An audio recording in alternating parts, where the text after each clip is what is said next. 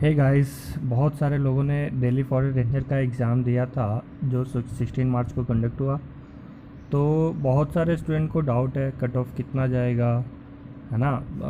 कितने लोगों ने अप्लाई किया वगैरह वगैरह, बहुत सारे डाउट है बहुत सारे लोगों को। इवन मैं भी एक उसमें से एक कैंडिडेट हूँ, मैंने भी पेपर दिया और आंसर की आ गए थे एग्ज़ाम के एक दिन बाद, जो कि 3 दिन तक अवेलेबल थे साइट पे।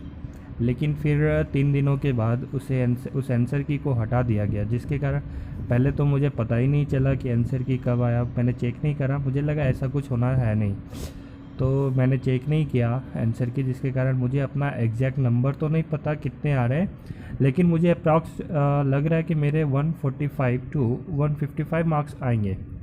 ओके, सो मुझे ऐसा लग रहा है कि 145 टू 155 आएंगे।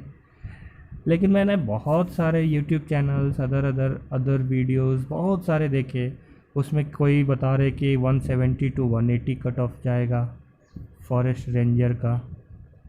हाँ, कोई बता रहे कि 150 टू 155 जाएगा। ठीक, फॉरेस्ट रेंजर, मैं फॉरेस्ट रेंजर की बात करूँगा ना, तो मैं वाइल्ड लाइफ बात की बात करूँगा और ना ही फॉरेस्ट गार्ड की बात करूँगा, क्योंकि मैंने फॉरेस्ट रेंजर के लिए ही पेपर दिया है। तो फिर मैं दूसरे की बात नहीं कर सकता, क्योंकि मुझे उसमें पता नहीं है और मैंने उन लोगों के पेपर भी नहीं देखे, एनालिसिस भी नहीं किया कि कितने कितने किसके कैसे क्वेश्चन थे, कितने मार्क्स आने चाहिए, क्या होगा क्या नहीं होगा। ठीक है, मैं अपना एक्सपीरियंस बता रहा हूँ। उसके बाद देखो, कोई बता रहे कि 130 टू 135 जाएंगे। ठीक है, और ऐसे बहुत सारे स्टूडेंट हैं जिनके 150 और 160 के बीच में मार्क्स आ रहे हैं। बहुत सारे स्टूडेंट हैं, बहुत सारे। ठीक है, तो एग्जैक्ट इन्फॉर्मेशन तो मुझे भी नहीं पता कि कट ऑफ कितने जाएंगे, लेकिन जहाँ तक मुझे लगता है, ठीक है सीट कम है, 4 सीट ही है, लेकिन इतने हाई तो कट ऑफ जाने नहीं है, 170 टू 180। क्योंकि अगर आप देखो तो 100 मार्क्स का जो क्वेश्चन था, जिसमें आपके रीजनिंग हो गए 25 मार्क्स, है ना। 25 मार्क्स के आपके हो गए, लाइक मैथ्स हो गए, एप्टीट्यूड 25 मार्क्स हो गए, है ना। इंग्लिश 25 मार्क्स हो गए, और फिर जनरल अवेयरनेस हो गए 25 मार्क्स। तो इसमें रीजनिंग में मेरे लगभग 23 सही हैं, मैथ्स में भी लगभग 24 सही है ना।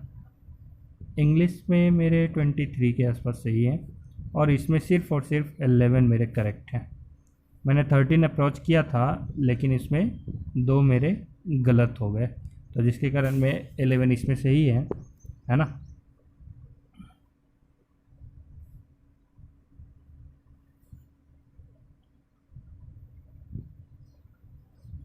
ठीक है, तो इतने मेरे इधर से ही हो रहा है। और मैंने उधर, अब आपने एग्ज़ाम दिया होगा तो आपने देखा होगा कि फिजिक्स का question was not so much easy, chemistry question was not so much easy, maths was easy. Maths paper of class 11th-12th was easy, but physics and chemistry was not so much easy. Okay, it was difficult paper. Okay, so I guess इधर आप खुद से सोचो कि इधर 100 marks के जो हो रहे हैं, जो जनरल कंपटीशन के सिलेबस होते हैं, उस 100 मार्क्स में क्वेश्चन तो आसान थे। मैक्सिमम लोगों ने 75 प्लस क्वेश्चन अटेम्प्ट किया होगा, मैक्सिमम लोगों ने 75 प्लस किया होगा। और 75 प्लस किया होगा तो मैं ऐसा मानकर चल रहा हूँ कि 70 क्वेश्चन, 70 मार्क्स इधर आने ही आने हैं, इससे कम तो आ नहीं सकता है, 70 से कम आ नहीं सकता है, 70 ही आएगा। ठीक है, अगर आप देखो खुद से सोचो तो इधर 70 मार्क्स ही आएगा, नो डाउट 70 प्लस आएगा। अब जैसे करंट अफेयर किसी का बहुत स्ट्रांग होता है, तो करंट अफेयर किसी के 25 में से 15 आ रहे होंगे, 20 आ रहे होंगे, मैं उनकी बात नहीं कर रहा, वो सब एक्सेप्शन होते हैं, आई डोंट नो। लेकिन अब ठीक है, और दूसरी बात, जितने भी बीटेक वाले होते हैं आप उनके देखोगे तो करंट अफेयर जनरली वीक ही होते हैं, करंट अफेयर वीक होते हैं। तो मैं बीटेक वालों की बात कर रहा हूँ जो जनरल कंपटीशन की तैयारी नहीं कर रहे हैं, उनके इधर 100 में 70 मार्क्स आ रहे होंगे, और बाकी उधर का 100 पकड़ लो आप, तो इन्वायरमेंट एंड टेक्नोलॉजी, ठीक है, इन्वायरमेंट एंड टेक्नोलॉजी, ये जो 40 मार्क्स के क्वेश्चन थे, इन्वायरमेंट एंड टेक्नोलॉजी 40 मार्क्स के जो क्वेश्चन थे, इसमें बहुत सारे लोगों ने बहुत सारे क्वेश्चंस नहीं करा होगा, मुश्किल से 10 क्वेश्चन किया होगा। अब जिन्होंने भी पेपर दिया होगा उन्हें समझ में आ रहा होगा कि मैं ऐसा क्यों कर रहा हूँ। आप गूगल करके देखो, फॉरेस्ट रेंजर का एग्ज़ाम का क्वेश्चन निकालो, ठीक है, 2020 का, आप खुद फिर से ट्राई करो, आपको समझ में आएगा कि ऐसा मैं क्यों बोल रहा हूँ।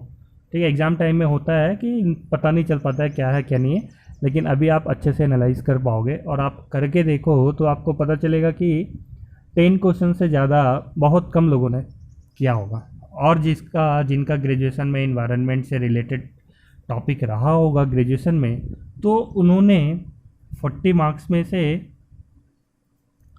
30 अटेम्प्ट किया होगा, चलो मैं मानता हूँ, ठीक है। लेकिन अगर इनकी बात आप फिजिक्स, केमिस्ट्री और मैथ से करो तो ये बात रिवर्स हो जाता है इनके लिए, और इन्होंने 10 मार्क्स से कोई ज़्यादा क्वेश्चन नहीं करा होगा। मैथ्स भी ले लो तो आप 20 क्वेश्चन, 60 आउट ऑफ 60 में से 20 जैसे ज़्यादा नहीं करा होगा। अब आप देख लो, इधर देख लो, इधर कितने हो गए, इधर हो गए 70, 100 में 70 हो गए। मैं इनकी बात कर रहा हूँ जिनका ग्रेजुएशन में इन्वायरमेंट टेक्नोलॉजी पेपर था, उनकी बात कर रहा हूँ, ठीक है। इधर 40 में से 30 मैं इधर मान रहा हूँ, ठीक है, और इधर मैं 20 मान रहा हूँ। कितने हो गए, 120 हो गए, ठीक। चलो इधर 70 नहीं, 80 मार्क्स ला रहे हैं। अगर 80 मार्क्स इधर भी आ रहा होगा तो कितने आ रहे होंगे, 130 आ रहे होंगे। अब ऐसा नहीं है कि एग्ज़ाम में बनाया होगा तो सारा करेक्ट ही होगा, जल्दीबाजी में कुछ ना कुछ माइनर मिस्टेक हो जाता है। फिर भी चलो मान लो कि एक भी गलत नहीं किया, 130 मार्क्स स्कोर कर दिए। अब मैं उनकी बात करता हूँ जिनका ग्रेजुएशन में बीटेक था, जिन्होंने बीटेक किया, तो नो डाउट उनका फिजिक्स, केमिस्ट्री और मैथ्स अच्छा ही होगा, ठीक है। उनका नो डाउट 11-12 का पेपर फिजिक्स, केमिस्ट्री, मैथ्स अच्छा होगा। इधर मान लो 100 में उन्होंने स्कोर करा, मान लो 100 में स्कोर करा 75 रख लो, ठीक है, मैं इधर से कम मान रहा हूँ। उन्होंने 80 स्कोर करा, हमने मान लिया कि बीटेक वालों ने 75 स्कोर करा, जो कि लगता नहीं 75 के लायक था, फिर भी चलो मैंने मान लिया, ठीक है। अब फिजिक्स, केमिस्ट्री और मैथ 60 मार्क्स के थे, तो इसमें सोच लो आप 40 मार्क्स इन्होंने करा स्कोर, इधर 40 मार्क्स, और इन्वायरमेंट वगैरह में 10 मार्क्स स्कोर करा, जोड़ कर देखो